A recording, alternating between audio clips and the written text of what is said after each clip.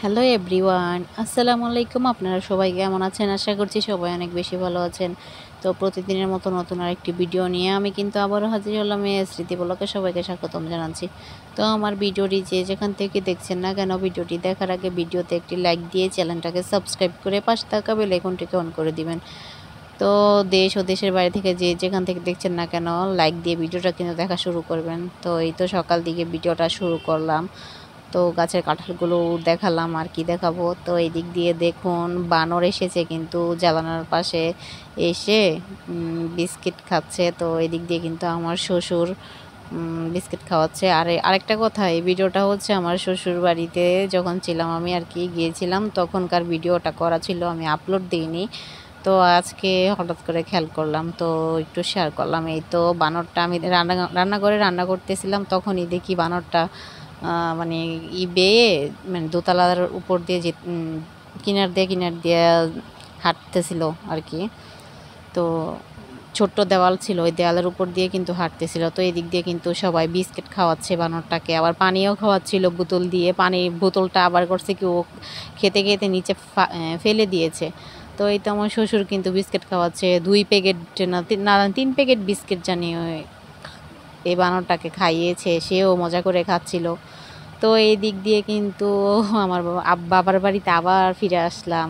তো আব্বু কিন্তু মাছ নিয়ে আসছে।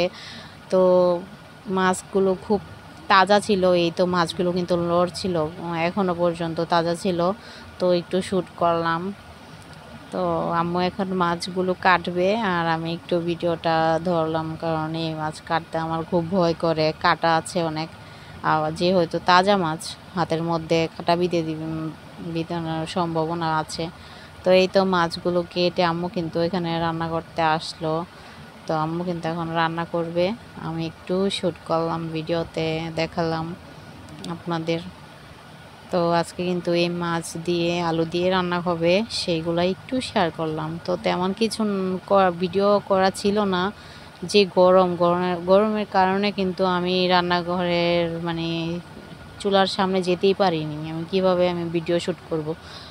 তাই এই তো কি দিয়ে কি রান্না করবে একটুখানি দেখিয়ে আবার সরে ভিডিও অফ করে রেখেছিলাম।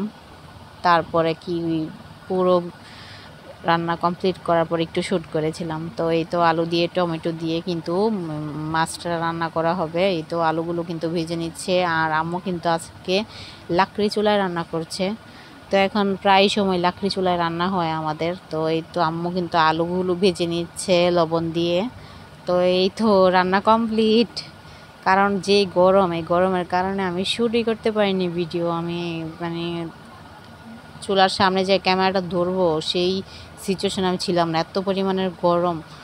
তো এই তো তরকারিটা রান্না করা হয়ে গেছে। আর হচ্ছে গিয়ে ওই দিক দিয়ে কিন্তু লাউ দিয়ে এই মাছের মাথা একটা রান্না করা হয়েছে, মাছের মাথা দিয়ে লাউ দিয়ে ভেঙে রান্না করা হয়েছে। তো সেটাও কিন্তু খেতে ভালোই ছিল। এই তো লাউ রান্না করেছে মাছের মাথা দিয়ে, তো এটা খেতে দারুণ হয়েছিল। তো আমার ভিডিওটা কেমন হয়েছে সবাই কমেন্ট বক্সে জানাবেন। আজকের ভিডিওটা এই পর্যন্তই, বেশি কিছু শেয়ার করতে পারলাম না।